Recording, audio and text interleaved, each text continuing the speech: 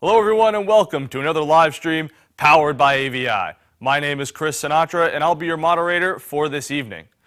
Tonight's course is on operations and service opportunities for telematics systems with instructor Dave Hobbs.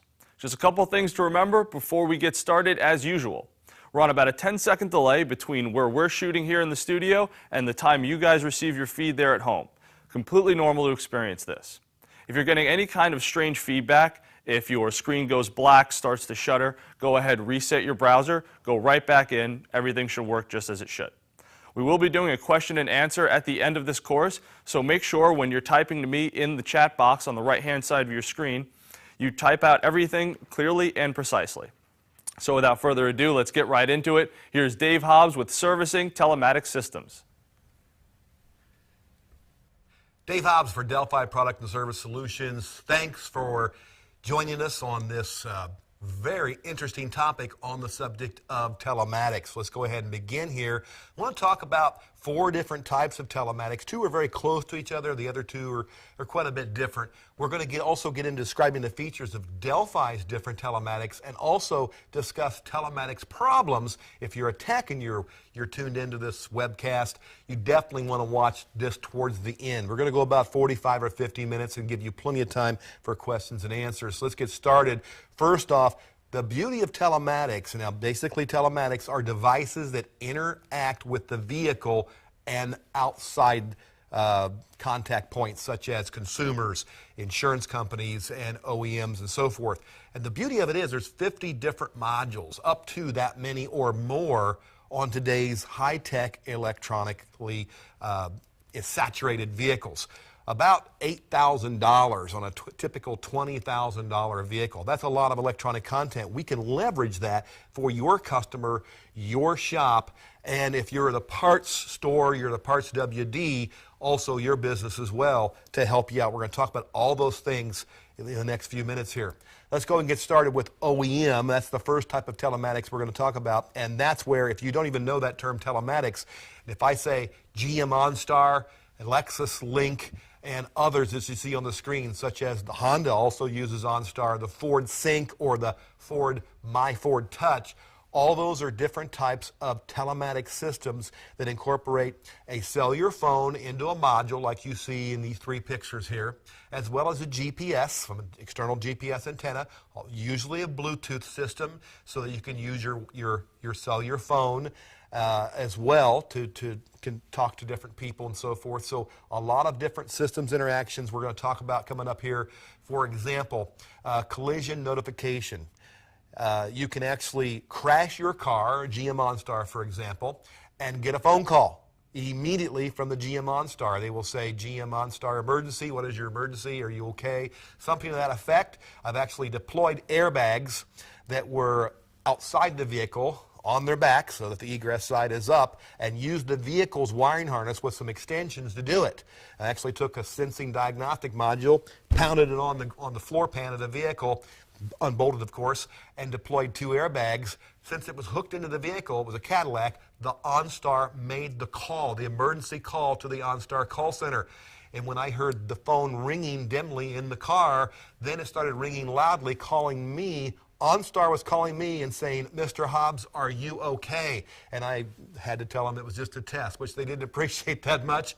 But you get the point. They are on the job 24/7 if you have an accident. And if you don't answer that phone and say, hey, I'm okay, it's a minor accident, I can take care of it, I'll call an ambulance or police or whatever, wrecker. But if it's something that you don't answer back, they know you're unconscious, you cannot touch the phone, you need help immediately, and they will dispatch authorities and rescue people to your location from your GPS coordinates where your car is, even a description of the car, right down to the license plate and the VIN number. Concierge services. You want to send your wife flowers, you want to know where the best steakhouse is in a strange city you're driving. All these are potential features of the basic telematics devices, OEM, if you have the up-level subscription, that is. Emergency services, the dealer service contacts, customer relations as far as vehicle info. If you just want to call them and ask them what's turning on a particular light, they can tell you. Points of interest searches, remote door lock, unlock. You locked your keys in your car, they can get it unlocked as you can get back into your car. Even locating your car. If the car has been stolen, They can find your car, even if you've misplaced your car. It happens. You get to a huge parking lot and you go, geez, I can't remember where I parked my car. This is like 8 acres of cars. You can call OnStar, you can call the Lexus Link, and you can ask them to honk your horn and flash your lights, and you can go find your car. So these features and lots others are all part of the OEM telematic systems that have been out there for decades.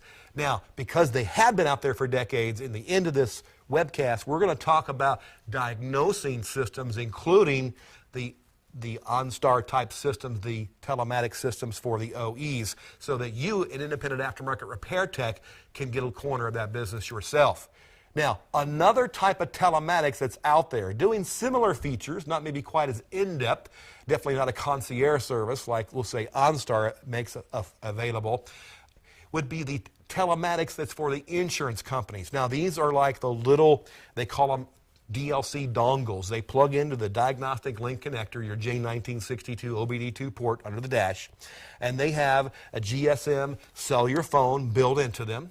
They also have a GPS receiver, so the car knows, this thing knows where the car is.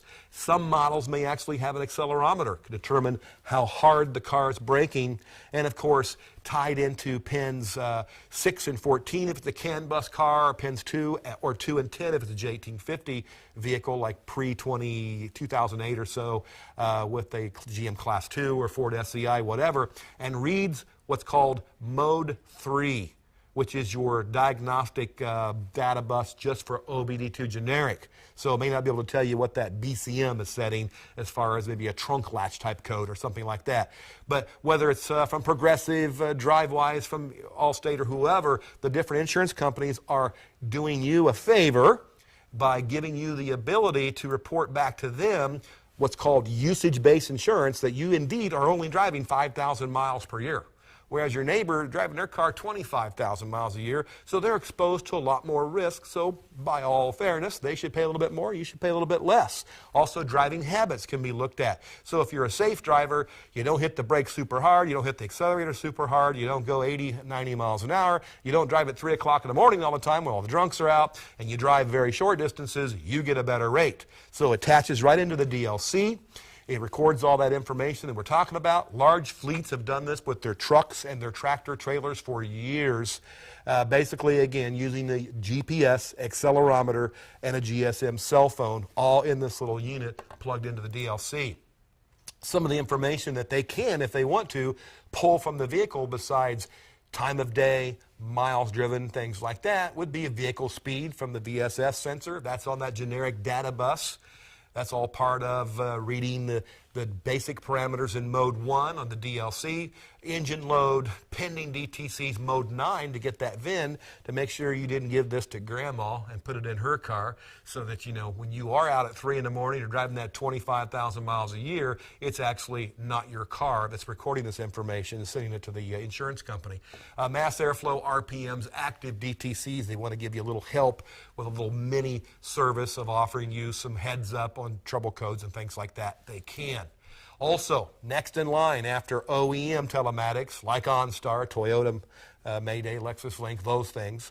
And then after the insurance-based telematics, we have the independent aftermarket shop and consumer telematics. Now, Delphi has been into the OEM telematics since we really invented OnStar back when Delphi was Delco Electronics in the 1990s. We also heavily involved and came forward with the very first Lexus Link. So our DNA is in making things like this, telematics, work right on the vehicle.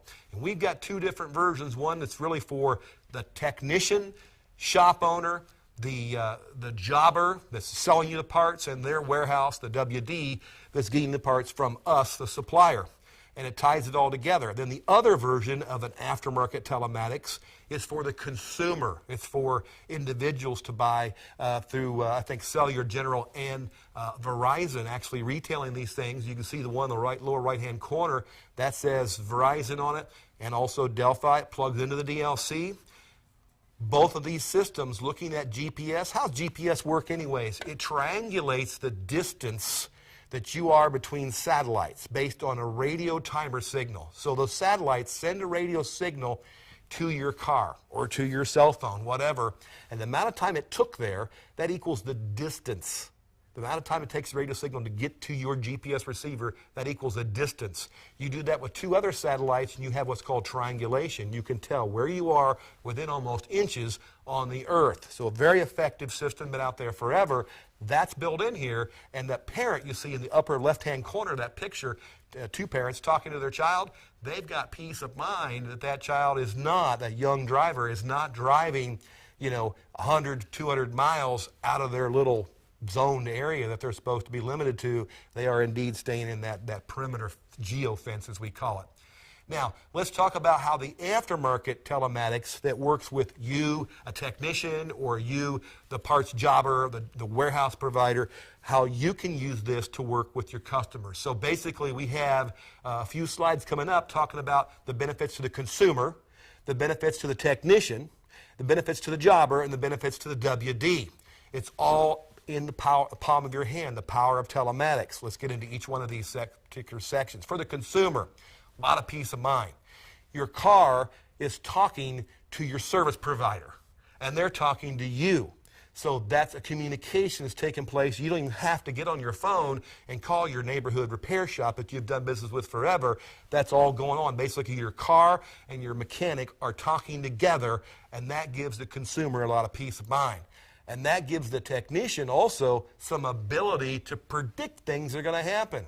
Hey, Mr. Jones has been driving quite a bit, and quite a bit of short driving actually, which is harder on the brakes. We can see a lot of incidents of hard braking, and we can see a lot of short trips. That means more frequent brake repairs, more frequent brake service, I should say, and more frequent oil changes. So the technician can predict certain things when it comes to preventive maintenance, or I should say, making expensive jobs cheaper because you nipped them in the bud. Before those rotors were worn out and tore up, you got your customer in before they even had brake warning tab indicators rubbing on those rotors. So that all boils down to some traffic, if you will, on the internet with your smartphones, with your tablets or your laptops, and the customer, and also with the shop, so that we know what's going on. That's going to lead to transactions in your repair shop and loyalty with your customer. If you think about it, your customer really wants you to sell them services they need to nip little problems in the bud before they become expensive, big problems. They're relying on us to do it, but oftentimes we're very busy and we're unable to do as much sales as we'd like, as much sales even, believe it or not, as the consumer would want us to sell them. So this is a big help in that regard. What it does here on this slide, it ties the point of sale, you, the repair shop owner, the technician, closer to the point of need. That's the consumer that's having a potential problem, or hoods up, I got a problem.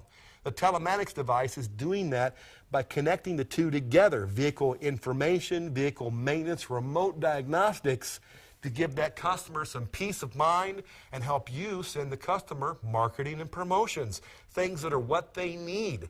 Wouldn't it be great if you could, if you owned a pizza shop and you could detect your customer was getting hungry in the mood for pizza, and you could send them an email that says, here's a discount on pizza. Well, we can do that with car repair. You can predict that the car is going to need some certain services, send your customer a marketing promotion, and they go, wow, I need this. How did they know? Because they've got telematics. All right, so this is how it works. This is the nuts and bolts of it. So here's this little GPS and cell phone plugged into the DLC, and it's going to work with the cell phone provider, obviously. It's going to be carried by the Verizon or whoever, and the Bluetooth obviously integrated in the system so you can make phone calls, hands-free. That all is going to go to the remote secure servers. So a computer's, large computer, is going to be reading all these information from these little telematics devices. That's going to go to your servers, whatever company you connect with to get on board with a telematics device like Delphi's. And then they're going to have a call center, and they're going to work with you, the service provider, the technician, the parts store owner that's going to be able to work with the vehicle owner or the shop doing the repairs to get the parts out early, to make promotions for potential part sales and so forth. And so that allows you, as a means with the Delphi Connected Car Care System, to send out, as I mentioned before, those promotions, those discounts when a potential code happens. Let's say there's a mass airflow code. It could be a chafe wire, could be a leaky vacuum hose to the map sensor, making a false mass airflow code, but very likely it could be the sensor itself. So we can actually market that in advance so that they know, hey, there's a discount, I should go in there and get my car looked at. That gives you the ability to predict parts usage, help you with inventory management and market demand. What are the top 10 codes for my customers? Well, you're going to have them if you have a fleet of customers' vehicles with these things on their DLCs. So Telematics is going to give you the ability to turn that check engine light into customer visits. And this is nothing new, folks. The dealers have been doing this forever. GM for I don't know how long, since the 90s, 80s, whatever, however long it's been since OnStar was invented.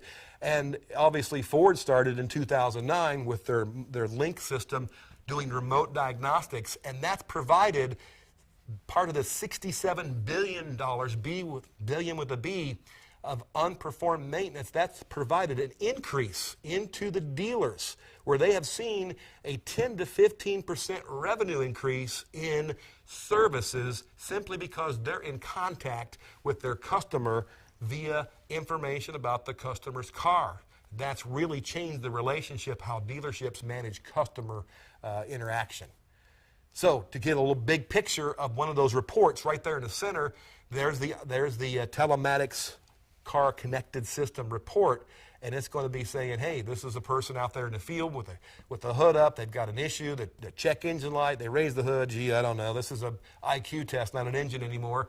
And now we've got a code that's being transmitted. That technician can look at that code, see if it's something to get the customer in right now. If it's a P0305 and the light's flashing, you got a customer interaction where you can actually say, we need to schedule you right away before catalytic converter damage comes into play with a hard misfire.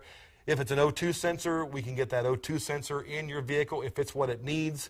If you have a customer with telematics, we know exactly where they are if they're stalled alongside the road, so you can send your wrecker to the right spot to pick them up. So it really connects a lot of things together that need to be connected. There's the O2 sensor code, and here's a typical report we're going to send to Mrs. Moretti, who owns this Lexus here. We're going to send her a code report that basically explains what the O2 sensor does and what this code means. And sometimes it's nothing more than, this is something you need to get taken care of in the near future. We'd love to help you, and we have the parts in stock to take care of it. And they get some peace of mind. They come in when they need to, rather than wait 6 months, a year, and finally come to see you when there's a lot of problems that have snowballed up. Now, preventive maintenance, looking in the future with a crystal ball.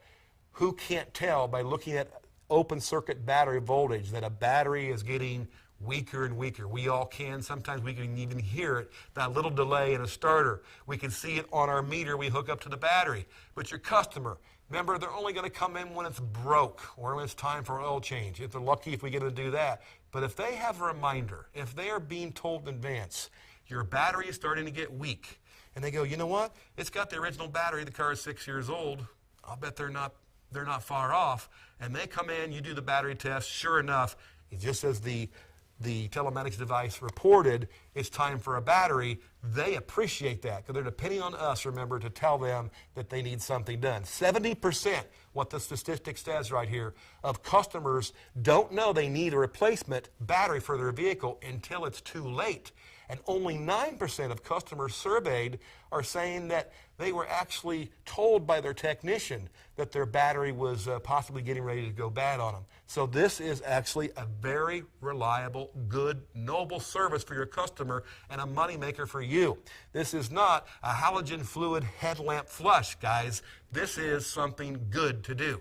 All right, let's go ahead and look at one of these reports here. The shop portal is designed to help capture some of that $67 billion of unperformed maintenance. So we have a custom e-landing page that your customer can go to and look at a big summary of what's going on with their car, and then see some specials that automatically populate into this if they need an oil change, if they need this service or that service. So we're taking the OEMs, not the wallet flushing service maintenance intervals, but real, reliable, and legitimate schedules for OEM service. We are customizing this because you know they need customized based on driver usage, okay, and driver interaction. We are customizing this so we know about those brake services, the oil changes, and the coolant flushes and so forth.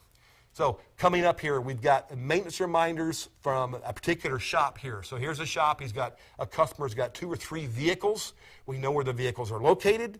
We know what's going on. We know who's got some alerts as far as hard braking, as far as low battery voltage. We know who's looking good. We know who needs an oil change and who doesn't. So these are some features that almost scare you how much these things know and how the software at the servers know what's going on with the vehicle.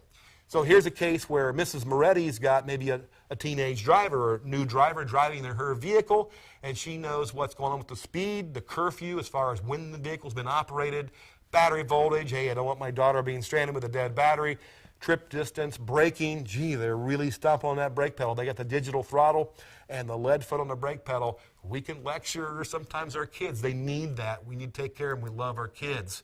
Scheduling appointments. If you see with your telematics device that a customer is in need of a certain service, we can send them this email that they can simply take that smartphone if they want to and respond back and make that appointment online.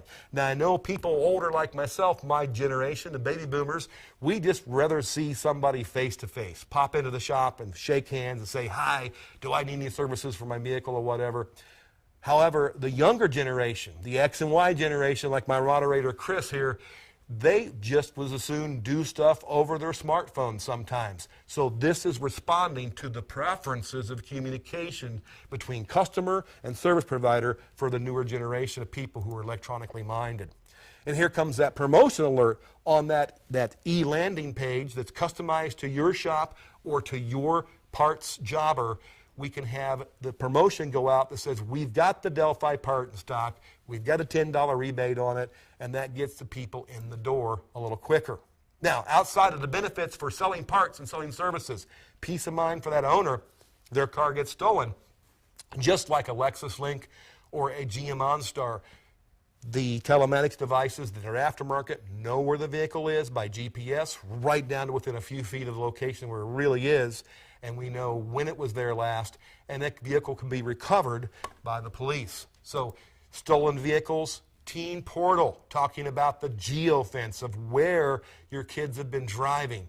And it's not just for kids and for young drivers, it's for elderly drivers as well. I spend a lot of time in Florida, and I see the silver alerts. And the silver alerts are for, on the big billboards, on the signs on the interstate, tell motorists that there is a disoriented, possibly some older citizen suffering from dementia, Alzheimer's, and they're driving and they're lost. And their family's worried about them. And so this is a way to track your mother or father, the elderly folks in your families that you care about, where they are, so you can then go fetch them back if they get a little bit lost in their senior years. It happens, and it's great peace of mind for the person who has telematics. Let's give you a little demonstration on the Delphi Connect. This is the version that is for the consumer, as well as they are promoting it for small fleet owners and parents and children with elderly parents as well. Let's go ahead and go to the web and look at a live version. So we'll close our window here and go to the Delphi Connect system. So here's a quick dashboard, an overview. Here's where the vehicle is. Here's the fuel level. Here's the voltage at the battery, open circuit voltage. If we want to look a little bit more detailed where that vehicle is, where it's been, here's where it is currently now on US 31 in Kokomo, Indiana, near the Chrysler transmission plant. And if that's within the geofence of where the parent set up as, you know, hey, I don't want you driving more than 20 miles, okay, keep it within Howard County, for example, that's exactly what this geofence can tell me. So it tells me where that vehicle has been. I can set a bigger or smaller geofence, and I'll get alerts if the young driver has violated that fence. Also, speaking of alerts, here's the different alerts for hard braking, engine speed. Looks like we've had up to 4,000 RPMs. That doesn't sound too bad, but I'll tell you right now, I'm familiar with Kokomo, Indiana, because that's where I'm from. There is no 75-mile-an-hour speed limits in Kokomo. No interstates there. 60 is as fast as you can go. So if this young driver's been doing 75, dad needs to have, or mom needs to have a talk with him. Also looking at the health of the vehicle, looking at, we'll say, climate control, push-button circuit failure, power door lock failure, intake air duct leak. So this particular telematics has been able to go into enhanced body and chassis type DTCs and read those as well. So that may not be available on every make and model, but certainly on a lot of them. So recent trips, you can even get a little icon of your key fob if you have the remote start on your vehicle, and actually start the vehicle, check tire pressure, things you could do with OnStar, for example, and a smartphone. You can do it with a telematics, an aftermarket telematics from Delphi. So those are all features which are extremely valuable for today's generation of high-tech savvy owners of vehicles. So back into our presentation here. Let's talk now about some problems with telematics. Now I'm going to talk about both OEM telematics and even aftermarket telematics that may cause problems. First off, let's talk about the aftermarket side. Now, I got some bragging rights because, as I said, Delco Electronics became Delphi, and we invented, I should say, that's where I'm from, the OnStar system when we were part of General Motors, and Lexus, Link, and others. So our DNA is into this. We make instrument clusters, PCMs, HVAC heads, radios, and the like. So we know how to make modules that don't bother each other on the bus. They actually work well together on the serial data bus. And with our aftermarket telematics devices, both types, for the repair shop and also the ones for the consumers, no exception to that rule. However, not every module, as you as a tech or part supplier well know, are created equal. There may be another dongle for the, say, blah, blah insurance company that's out there that can cause some unwanted interactions on the serial data bus. And here's a list of things that's going on right now. General Motors, for example, along with Ford and VW, have already published information regarding concerns about how these guys can affect the operation of the vehicle. Internet forums, for example, where we have cases of customers that write in here and say, you know what, my insurance telematics device has disabled my OnStar. Or I tried to get my car unlocked. When I locked my keys in the car, so I called up 888 OnStar, and they asked for my PIN and everything. They identified who I was. They went to unlock my car. Didn't happen. You know why? This guy was interfering. There's actually a GM TSB I'll review with you. It's TSB 08-08-46-004A. That in a nutshell, I'll paraphrase, it says, if you have an aftermarket telematics device and you have crazy problems on the vehicle electronically, this may be causing an intermittent shorted bus or data corruption. Now, it's not just a short that can happen. It can be this guy not shutting up when the other modules are trying to talk. The parity feature of determining who talks and who listens on a data bus is something that takes a little bit of OEM finesse to do. So a good telematics can do that. A blah blah insurance generic telematics may or may not be able to do that well or reliably over the long haul. So if you have issues like we have here on this page, radio won't shut off. You've got a mill on, check engine lights on. You've got reduced power, which sometimes goes along with the C0561, serial data message invalid between the PCM and the ABS module trying to do stability control. And so if the PCM is not trustworthy in the eyes of the ABS module, stability control goes into effect and we do reduced throttle. That means you can't go over 10 miles an hour. So that can all happen along with battery rundowns. If you have a hybrid, you can have a high voltage leak detection code that's false, but this guy caused that. So a variety of symptoms, and they can seem to all go away when you unplug this. However, we may not think about these guys. If we're getting used to seeing them with different people who have certain insurance companies and they're plugged in, car comes in. Customer complains, a variety of lights are on or not on or whatever, batteries running down. We don't think about it. We pop that out. We see an insurance company on their name on there. We're familiar with it. We go, yeah, that's okay. You lay it on the console. What do? You plug in your scan tool, and hopefully you've got a very good scan tool like our Delphi scanner/flasher that can pull all codes in all modules to get a whole total health picture of the vehicle. And then you go doing your work. Probably you'll clear the codes and they don't come back and you go, gee, customer complaint not verified. You do a road test, everything's fine. Let me suggest something. Next time you work on a vehicle and it's got something like this under the dash on the DLC, and you suspect it's an intermittent issue and this is causing it, get yourself one of these breakout boxes for the DLC. This one's from AES Wave. It's one that I have. I plug this into the DLC, that 1962 connector under the dash, 16-pin connector. I plug the insurance telematics back into the unit like that. And so now it's still electrically connected to the vehicle. Now I can do serial data diagnostics to see if maybe this guy is causing issues. If I'm not a scope technician, I just use a meter. That's the best I can do. That's fine. You can still plug into signal ground, pin 5. And depending on the serial data bus in the vehicle, let's just say it's a CAN bus vehicle, I can look at pin 6 and I can move it to pin 14. Those are the two GM LAN high-speed CAN bus or Chrysler CAN or whatever. Now turn my meter with the key off to ohms, and I should see something like 500, 1,000, 10,000 ohms. A lot of resistance is good. Under 350 ohms, it's considered a short. If that's what you see, unplug that guy, see if it goes away. Same thing goes if you turn the key on.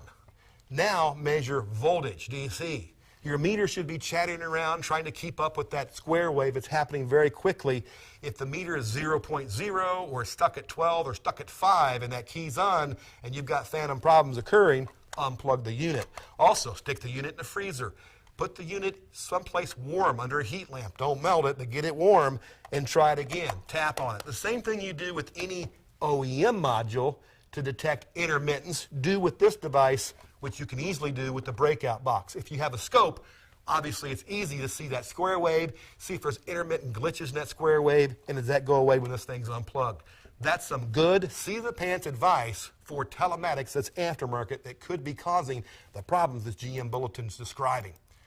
Now, looking at OEM telematics, you don't have to send that car to the dealer. If you are the dealer, great, you're already working on these things. But if you're the independent shop, you don't have to give up just because an OnStar or a Ford MyTouch Ford system has got a potential problem. You can fix it yourself. It's like any other module. You've got your P's and G's. My dad used to call them P's and Q's. Well, P's and G's, powers and grounds.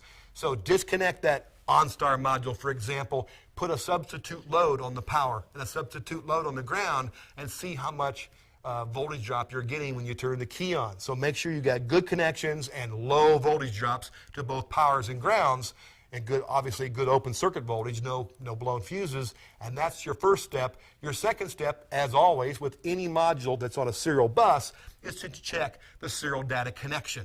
Make sure with your meter or your scope, you're getting that square wave or that pulsing little DC that doesn't sit still, and you're not getting a low resistance with that key off in the ohms position right there at the module itself. If it's a CAN bus vehicle, you may have that OnStar module, for example, working as a gateway. What's a gateway? That's a module that's on more than one serial data bus. If you think about it, the OnStar, or even this guy, has got to look at not only the bus that's for powertrain, OBD2 generic, but also maybe the body bus to look at those codes as well. So maybe I want to pop the trunk or honk the horn or unlock the doors if I lock my keys in my car. I call my telematics provider, OnStar, or let's say the Mercedes Embrace or whoever, and I say, hey, can you unlock my car? That is done on the low-speed bus. So both buses are there on this vehicle. You see 6 wires, 2 in and 2 out for high-speed 2-wire CAN, and 1 in and 1 out for a single-wire low-speed CAN.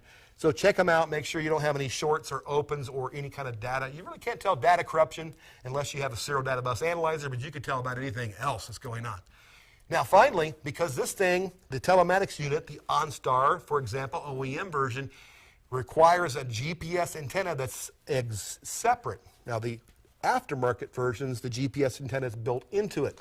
But the GPS antenna and the cellular phone antenna are separate. They're remotely mounted because it's buried in the dash or in the trunk somewhere. So like any other antenna, you want to look at the center conductor, and if you can, get to the other end. let's say you look at the very tip of it with your terminal, with your ohm meter, let's say at the Telematics device itself, and then you go and find the GPS antenna. If you can unbolt it from the vehicle or unplug it and get to the other end of that connector, check the continuity of that coaxial wire. It should be, obviously, continuity there. How much resistance should be there? It depends on the type of coax it is. Typical numbers can range from 0.1 ohms from one end of the center conductor to the other of a piece of conduit or a conductor, antenna conductor, or it could be as high as 3 or 4 ohms. What you're looking for is there's no open circuit. And the ground as well. You want to make sure you get a good ground with one end of your meter, and the other end of the meter you check the surrounding of that coaxial antenna lead, and it should be a very good ground, and that helps with the noise immunity. So after you check the antenna, now it's time to start checking the inputs and the outputs of audio, the microphone and the low-level audio that goes to the radio. Here's a hands-on tech tip we recorded earlier that will show you how to do just that with both a meter and a lab scope.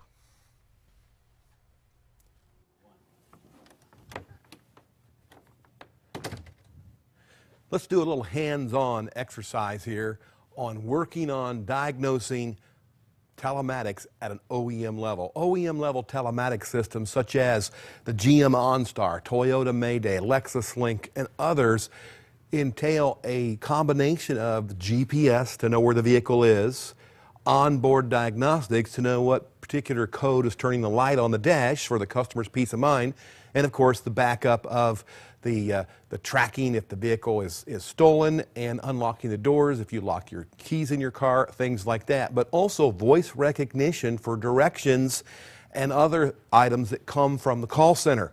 So in this case, we have a customer complaint that says, when I do voice recognition with commands to my radio, when I do voice recognition and try to talk to OnStar, it's like they're not hearing me.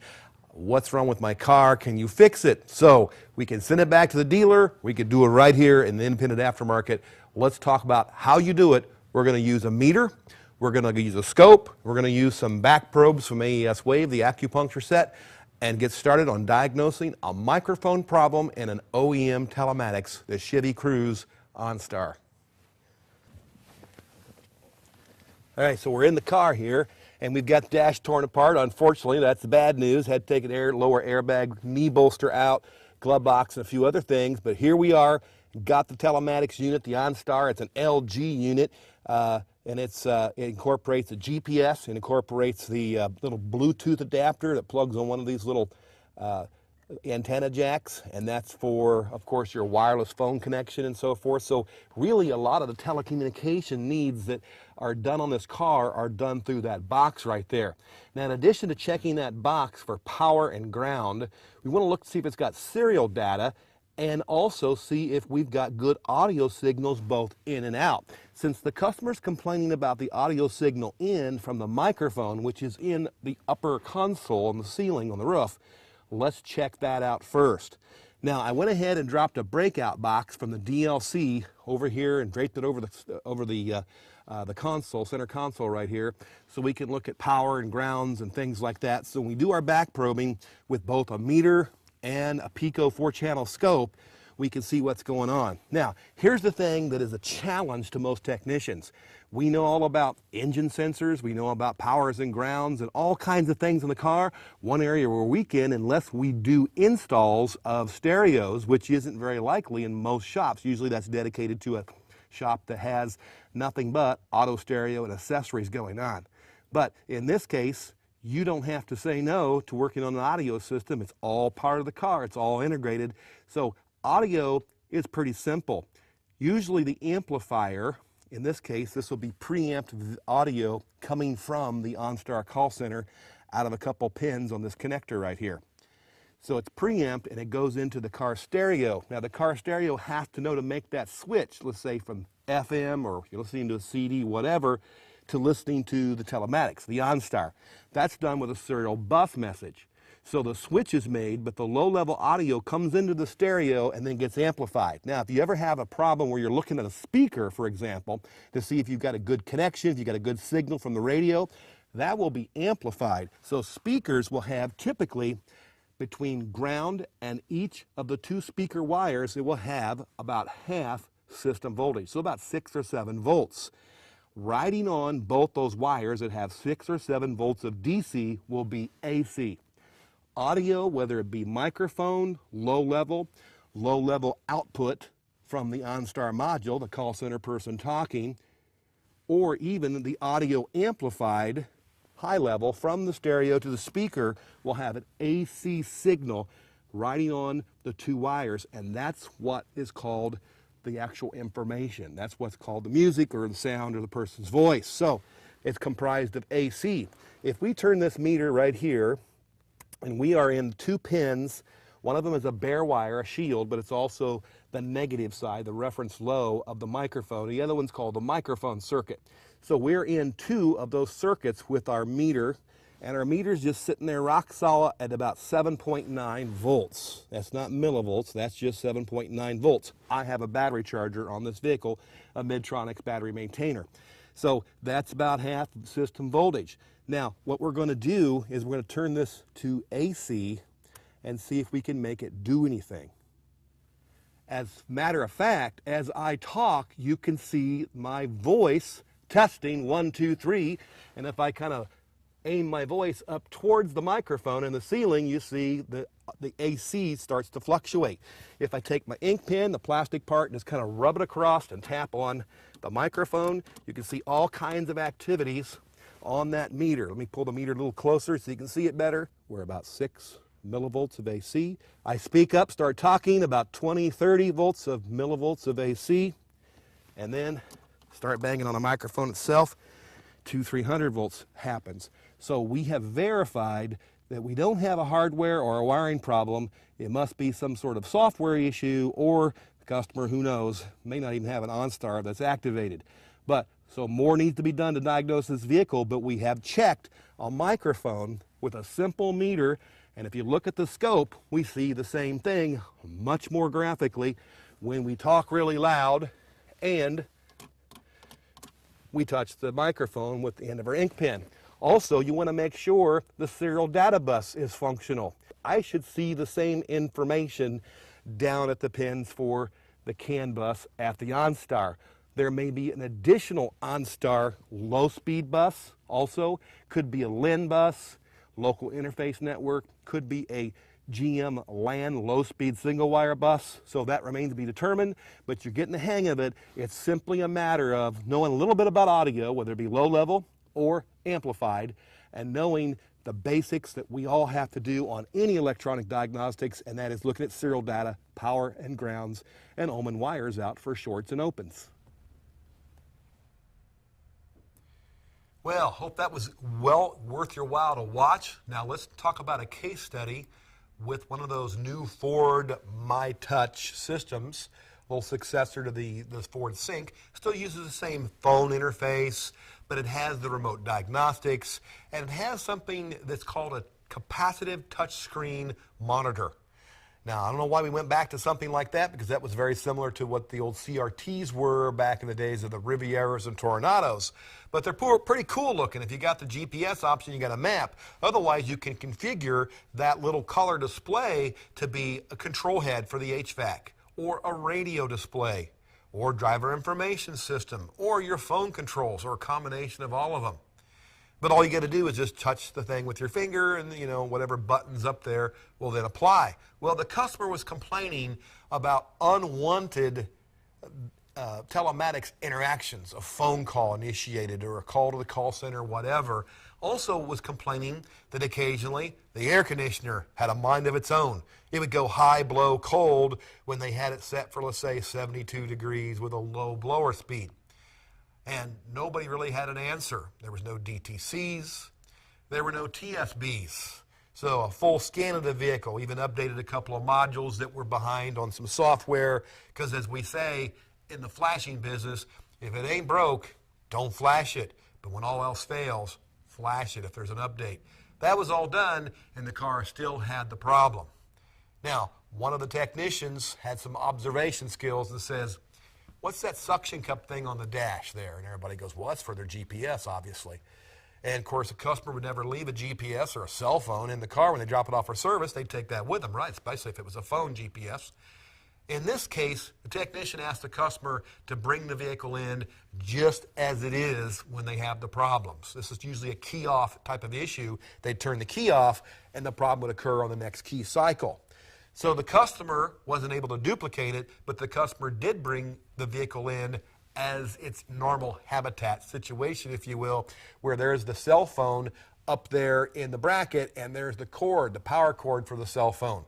And what that power cord was doing, this is what we found out finally, when the key was off, while there was still power and ground applied to the cigarette lighter, the 12-volt accessory plug, there was enough conductivity between the skin of that little power cord to the cell phone / GPS and the capacitive touchscreen display on that Ford Fusion. And it was resulting in occasionally brushing up against one of those buttons and be a different button depending on the configuration of the screen, whether it was in the telematics mode, the phone mode, or the HVAC control head mode. And so whatever mode it was in, whatever button was near that cord, you can see it right there, it looks like it's near maybe a radio preset button.